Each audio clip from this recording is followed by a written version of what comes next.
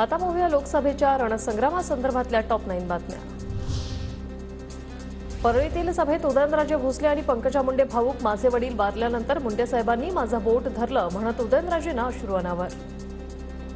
ज्यांची दररोज आठवण येत नाही असं गोपीनाथ मुंडे साहेबांना मनापासून विनम्र अभिवादन करतो। पंकजा मुंडेंच्या मंत्रिपदासाठी मोदींकडे विनंती करणार अजित पवारांचं विधान, तर पंकजाताई आमच्या नेत्या त्या मंत्री व्हाव्यात हीच इच्छा, देवेंद्र फडणवीसांचं वक्तव्य। मोदी साहेबांची नावीत भाईची फार चांगली जवळीक झाली, त्याच्यामुळे मी त्यांना सांगेन आता पंकजाताई निवडून आल्यानंतर तो मोदी साहेबांच्या मंत्रिमंडळात पंकजाला घ्या अशी शिफारस अजित पवार करेल।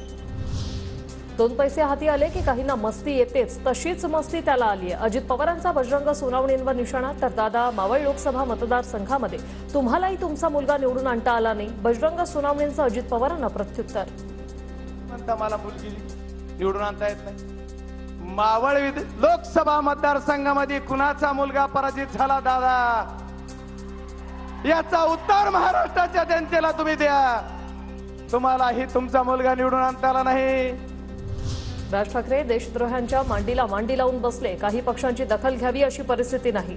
राज ठाकरेंच्या फतव्याच्या टीकेवरून संजय राऊतांचा पलटवार। शहा आणि नरेंद्र मोदी यांना महाराष्ट्रात पाय ठेवू देऊ नका, ते महाराष्ट्राचे शत्रू आहेत, मराठी माणसाचे शत्रू आहेत असे सांगणारे हे सद्गृहस्थ त्यांच्या मांडीला मांडी लावून बसतात, याबद्दल ईडीचे आभार। बेगानी शादी में अब्दुल्ला दिवाना, वर्षा गायकवाड यांची राज ठाकरेंवर टीका, मराठी माणसासाठी उठवणारे राज ठाकरे आता गप्प का, वर्षा गायकवाड यांचा सवाल। त्यांचं असं झालेलं आता की काय म्हणतात ना, बेगानी शादी में अब्दुल्ला दिवाना, त्यांचा काय संबंध, त्यांनी एकही मुंबईमध्ये तिकीट लढलेलं नाही आहे। राज ठाकरेंना फाईल दाखवून सांगितलं प्रचार आमचाच करावा लागेल, आधी हुकुमशाही बोलत होते, मग आता पोळका का आला। 4 जून नंतर राज ठाकरेंची भूमिका बदललेली दिसेल, वडेट्टीवारांचा खोच अटकवला।